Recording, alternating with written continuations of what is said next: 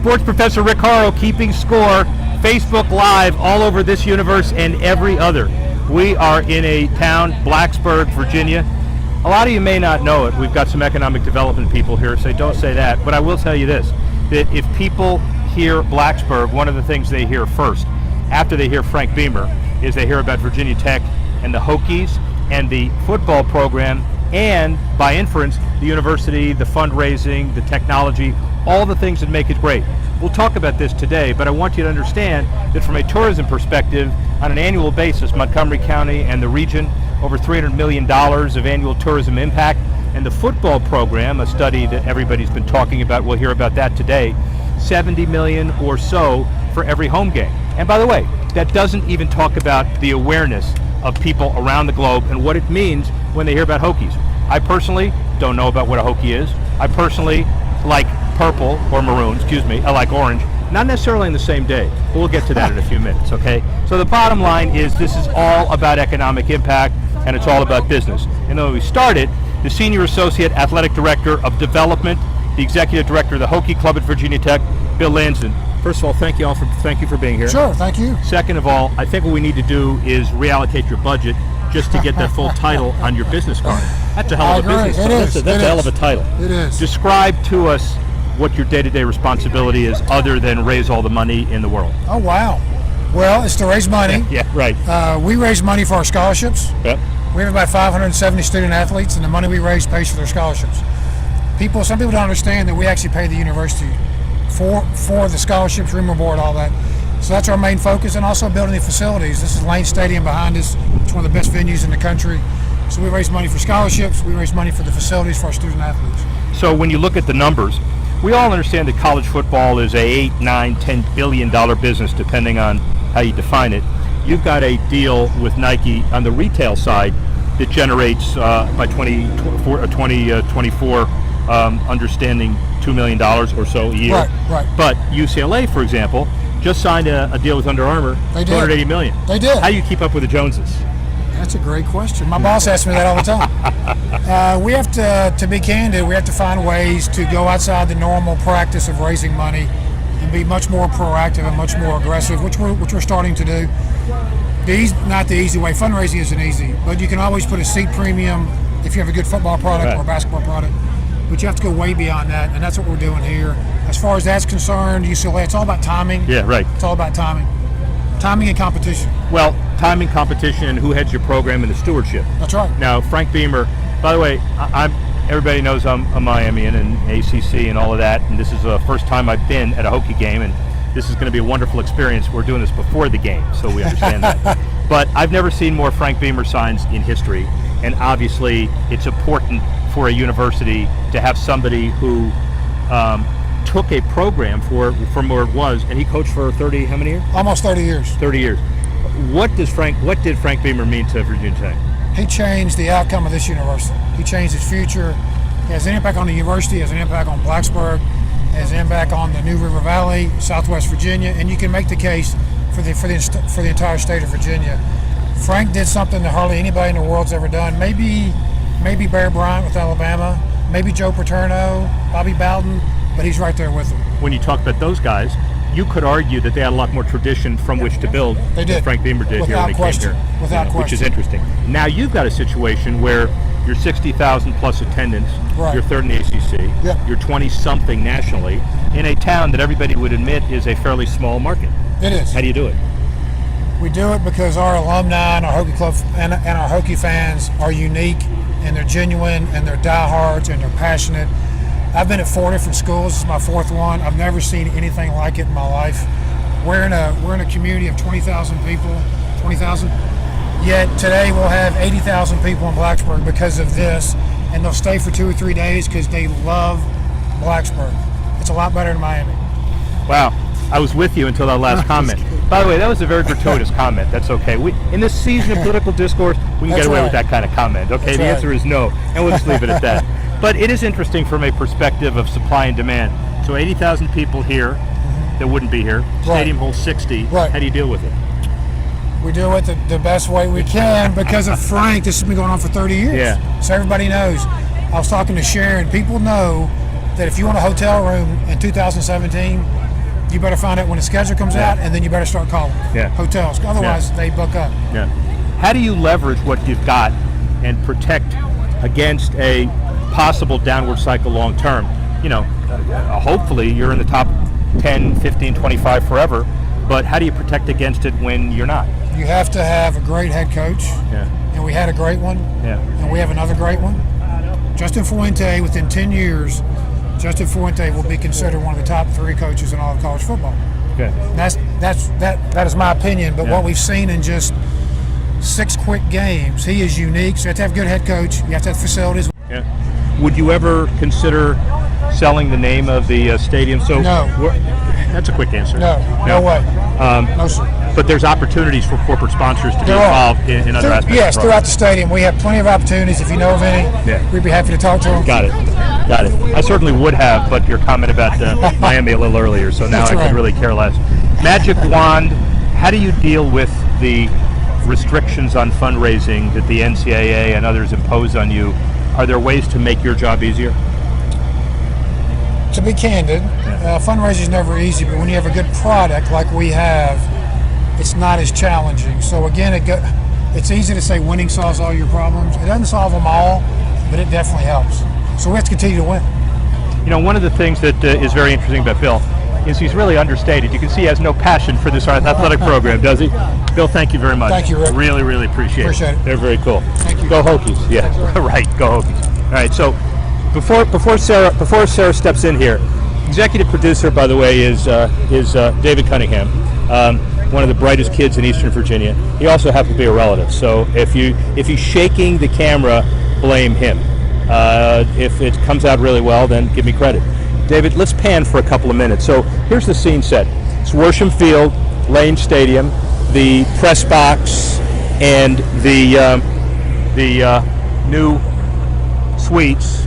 I should have asked, how many number of suites do we know? Number of suites, you should know. No? Well, a lot, and up to the market. So how many? Number of suites. We're cogitating. It's clearly more than 15 because we're taking off our right shoe here. 18. See, it's the 2 hands, 1 shoe, and then 3 on the other. 18. So that's the president's suite. But that's where a lot of the fundraising takes place at a typical athletic program. We can pan over there. We won't see it. We had the Hokie Walk, which is the tradition where the team gets off the buses here and walks down the lane. There's also the arena where the basketball team plays, the medical and training and fitness complex, the soccer stadium, David, right over there, the Lynchburg, Danville, Roanoke satellite truck you can see. But so it's a pretty good idea of what this place is like. And a lady that has a direct impact on making sure all of this sustains with the Office of Economic Development, Virginia Tech, Sarah Leon Hill. Sarah, thank you. Grab the mic. We don't have a budget like we used to, so the clip-on is gone, so you're going to have to hold that. No worries, I can definitely hold it. Good. Awesome. Elevator speech, responsibilities, how long have you been here? What's the story? Well, basically, I'm an economic development specialist in the Virginia Tech Office of Economic Development, and our office, we really are kind of an open door to a lot of communities throughout Virginia to the resources at Virginia Tech. A lot of the work we do is a lot of applied analysis, so looking at economic impact analyses, feasibility analyses, strategic planning throughout, both within the university and throughout the Commonwealth. Well, let's talk about the economic analyses that you did. Mm-hmm. We see numbers that the home football games estimated to have an impact of nearly $70 million to the region and 300 jobs. You talked about visitors' direct spending, indirect spending, retail, groceries, dining, and taxes. Yes. So how do you come up with all that? Well, that's a pretty semi-complex question. To make it very simple, we look both at visitors coming into the region, that's both the New River Valley, which is where Virginia Tech is located, as well as Roanoke, because visitors go all the way to Roanoke, that's 40 minutes from here, to stay at hotels, to eat as well. So this entire region is really impacted. And so understanding visitor spending, but also understanding the money that's coming into Virginia Tech, into Virginia Tech athletics, because of football that's coming into the region. And then Virginia Tech football is spending money. A lot of other Virginia Tech athletic sports are spending money in the region, and that's where you get your direct spending. From that, you have a lot of other additional spending through going into employee spending, going into households, etc. Can you quantify something that is almost inherently unquantifiable, which is the mentions, the awareness? If you did an ad spend, and you took out an ad about Virginia Tech's football team, it would cost X, but this is all free publicity. Yeah. It's Frank Beamer here, Frank Beamer there. Can you put a value on that, or is it just imponderable? And I would not dare try to put a value on that. I think it's amazing, the sheer fact that people come here annually all the time and they spend money, as well as hearing from Frank Beamer. A lot of students who hear about Virginia Tech and they come to Virginia Tech maybe for the football, but they stay for the engineering, they stay for the agriculture and applied economics, the liberal arts, I came for the urban and regional planning masters. So all of these different opportunities that are here, and then some people even stay. So how do you really quantify that? I don't know. Another difficult question, probably as a Virginia Tech person. April 16, 2007, it's a day that's probably a very difficult day for people to remember here. The, before Orlando, worst mass shooting in history. And how can you, first of all, you could never adequately express the emotion about that, but I assume there is some role of sports and the football team in the whole healing process. Comment on that a little bit. Most definitely. You've seen in both our study and in other studies looking at football, the sheer fact that football really creates a sense of community, a sense of camaraderie, not only among the students, but also among the community members outside the university. It's one place where you see a lot of individuals and you see a lot of families, friends coming together and really creating a sense of community. And that's something that, I think, honestly, people really needed during September 11th. Something that perhaps I won't, dare to say that that's helped contribute and helped bring the community closer together. But yeah, football is one of those key aspects that can really do that. You could argue, and I guess you would argue, and we'll have professionals talk about it in a minute, that football and sports is really a big industry in Blacksburg. Oh, completely. Unlike a lot of studies that look at really large metropolitan areas, the study that we did really showed it brought people to the area. Talking to, as the two speakers after me are going to really say, it has really helped our businesses. You have businesses that are affected for even 15 to 30% more revenue because of Virginia Tech football and the people who come for Virginia Tech football. And even when talking to some businesses during our study, they said, this really helped pave the way for, during those winter seasons when there's not as many, people coming to patronize these businesses, they were able to sustain their employees because of the money that came in from football. When the Hokies lose, I know you don't want to think about it, but when the Hokies lose, do upset football fans spend less money or more money the following day? Ooh, that is a very good question. Quite honestly, sometimes you see them leave the area a little bit faster than they might. Quick. Yeah.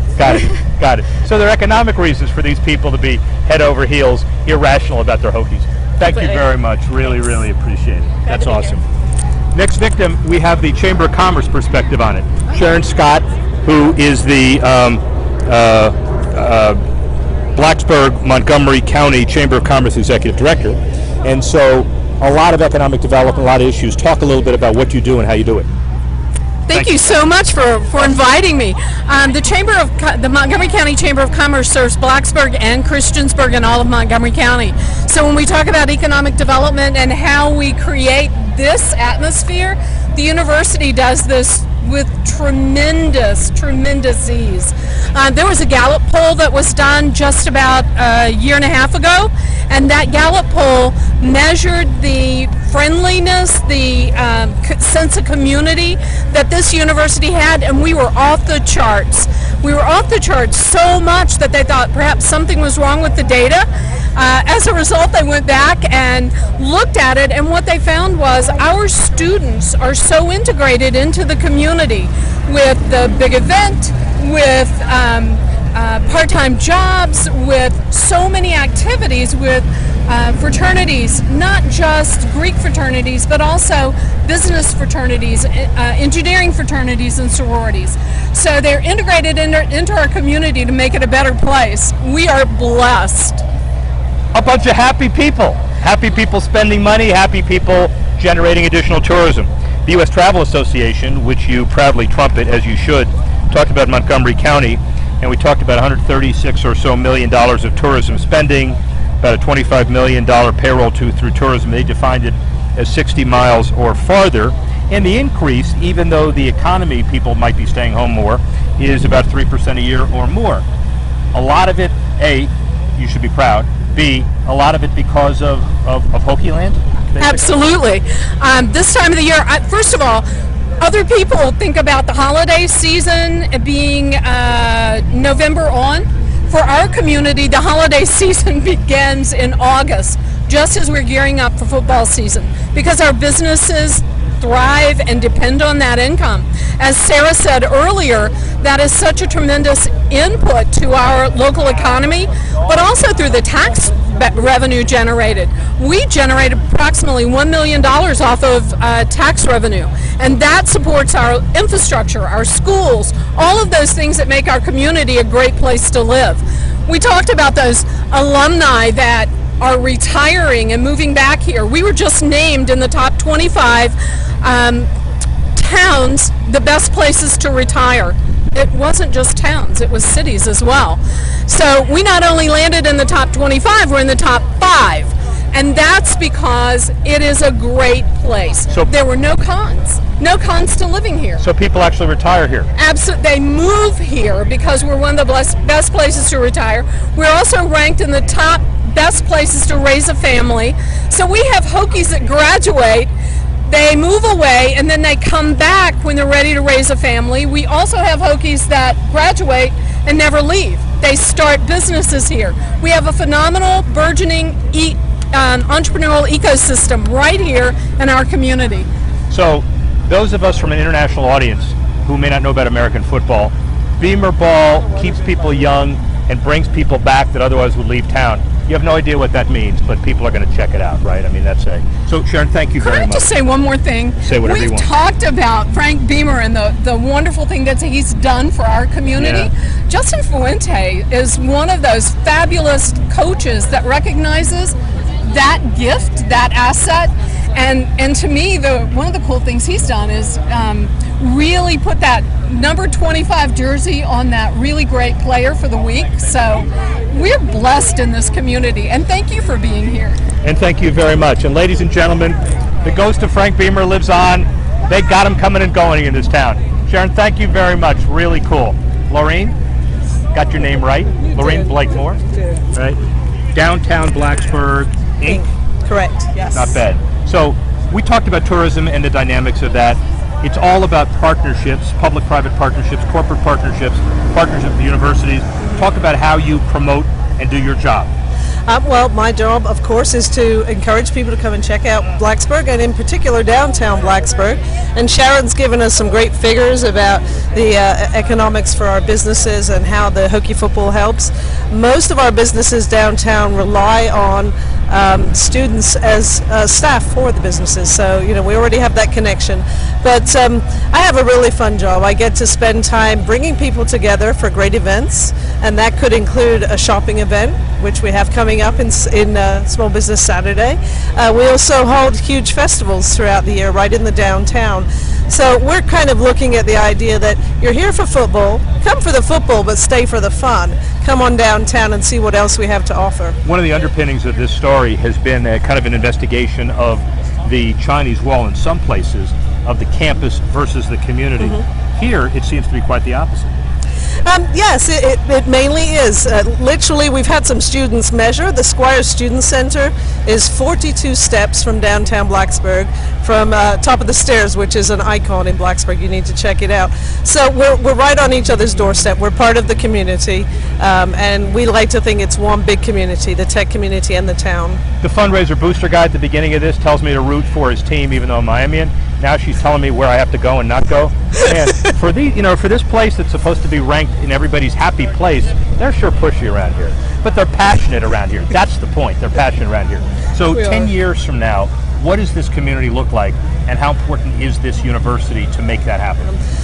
Like I say, Virginia Tech and Blacksburg are all part of one big community. Tech is going to grow. We know that in 5 years, and the town will need to grow and work with Tech to make it comfortable for everybody. So we do see a lot of need for partnerships continuing as we move along through the years. Thank you very much. Really appreciate that. Thank you very much. Awesome. So let me give you some perspective as we're wrapping up. We have a game tonight that's a major game nationally. It's going to, you would say, put people on the map, but everybody's already on the map. The point is that there is a strong history and tradition that has like no other in any other communities that have been in. A lot of college towns like Gainesville, Florida, and Athens, Georgia, and Tuscaloosa, Alabama. But when you think of the partnerships that are done here with a tourist community that could stand on its own, with a world-ranked program that's way beyond any program that's existed before, coupled with the kind of dynamic advance that everybody has to talk about, April of 2007, and how this community has come back, not because of football, but also football and sports help play a major part. So when you think about sports in North America, surely New York is big, and surely Chicago and LA. When you think of the impact of sports on a community like Blacksburg, Virginia, with the ACC, with Virginia Tech, and college football generally, you're in really good shape. By the way, thanks again for our executive producer, David Cunningham, Rob Cunningham, who had one job, which was to keep people from walking in front of us, and he failed miserably. Notwithstanding that, thank you very much. It's Rick Horrow. See you next time.